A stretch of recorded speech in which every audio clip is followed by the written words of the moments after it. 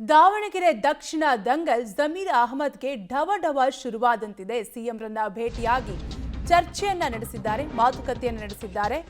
ಪಕ್ಷ ವಿರೋಧಿ ಚಟುವಟಿಕೆ ಆರೋಪದ್ದೇ ಜಮೀರ್ ಅಹಮದ್ಗೆ ಟೆನ್ಷನ್ ಆಗಿದೆ.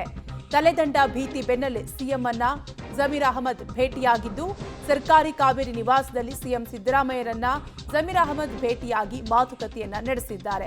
ಸುಮಾರು 2 ಗಂಟೆಗಳ ಕಾಲ ಸಿಎಂ ಜೊತೆ ಜಮೀರ್ ಚರ್ಚೆಯನ್ನು ನಡೆಸಿದ್ದು, ದಾವಣಗೆರೆ ದಂಗಲ್ನಲ್ಲಿ ನನ್ನದೇನೂ ತಪ್ಪಿಲ್ಲ ಎಂಬ ಸಮರ್ಥನೆಯನ್ನ ಮಾಡಿಕೊಂಡಿದ್ದಾರೆ ಸಿಎಂ ಮುಂದೆ.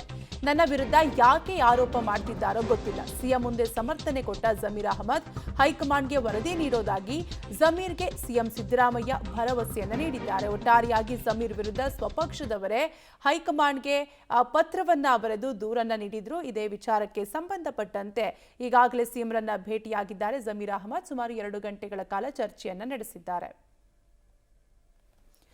ಡೀಟೇಲ್ಸ್ ಕೊಡ್ತಾರೆ ನಮ್ಮ ಪ್ರತಿನಿಧಿ ಸುಕೇಶ್, ದೂರವಾಣಿ ಸಂಪರ್ಕದಲ್ಲಿ ಕನೆಕ್ಟ್ ಆಗಿದ್ದಾರೆ. ಸುಕೇಶ್, ದಾವಣಗೆರೆ ದಕ್ಷಿಣ ಫಲಿತಾಂಶದ ಬಗ್ಗೆ ಜಮೀರ್ ಅಹಮದ್ಗೆ ಭಯ ಶುರುವಾಗಿದೆಯಾ? ಸಿಎಂ ಜೊತೆ ಏನೆಲ್ಲ ಮಾತುಕತೆ ನಡೆಸಿದ್ರು? ಸಿಎಂ ಯಾವ ರೀತಿ ಭರವಸೆ ನೀಡಿದ್ದಾರೆ ಜಮೀರ್ ಅಹಮದ್ಗೆ ಅಂತ? ಸುಕೇಶ್, ಕಾವ್ಯ, ಸಹಜವಾಗಿ 2 ತಲೆದಂಡದ ನಂತರದಲ್ಲಿ ಸಚಿವ ಜಮೀರ್ ಅಹಮದ್ ಅವರ ವಿರುದ್ಧ ಕೂಡ ಹಿಂದೆ ಕೇಳಿದಂತ ಆರೋಪ ಅಂದ್ರೆ ದಾವಣಗೆರೆ ಉಪಚುನಾವಣೆಯಲ್ಲಿ ಸಮರ್ಪಕವಾಗಿ ಅವರು ಸಹಕರಿಸಲಿಲ್ಲ ಅನ್ನುವಂಥದ್ದು. ಹಾಗಾಗಿ ಸಹಜವಾಗಿ ಬೇರೆ ರೀತಿಯ ಒತ್ತಡಗಳಾಗಬಹುದು.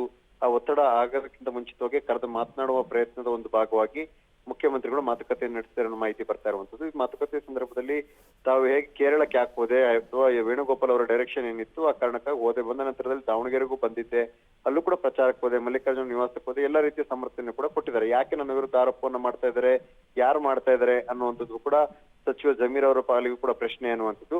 ಹಾಗಾಗಿ ಅವೆಲ್ಲವನ್ನೂ ಸಮರ್ಪಕವಾಗಿ ಮಾಡಿದ್ದೇನೆ ಮತ್ತು ಎಐಸಿಸಿ ನಾಯಕರ ಸೂಚನೆ ಮೇಲೆ ನಾನು ಕೇರಳಕ್ಕೆ ಕೂಡ ತೆರಳಿದ್ದೆ ಅನ್ನುವಂತ ಒಂದಷ್ಟು ಮಾಹಿತಿಯನ್ನ ಕೊಟ್ಟಿದ್ದಾರೆ ಅನ್ನುವಂಥದ್ದು.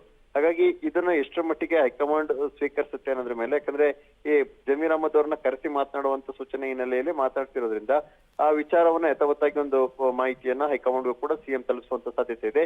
ಅದಕ್ಕೆ ಹೈಕಮಾಂಡ್ ಹೇಗೆ ರೆಸ್ಪಾನ್ಸ್ ಮಾಡುತ್ತೆ ಅನ್ನೋದ್ರ ಮೇಲೆ ಮುಂದಿನ ತೀರ್ಮಾನಗಳು ಆಗ್ಕೋಬಹುದು. ಕಾವ್ಯ, ಥ್ಯಾಂಕ್ ಯು ಸುಕೇಶ್ ಡೀಟೇಲ್ಸ್ಗಾಗಿ.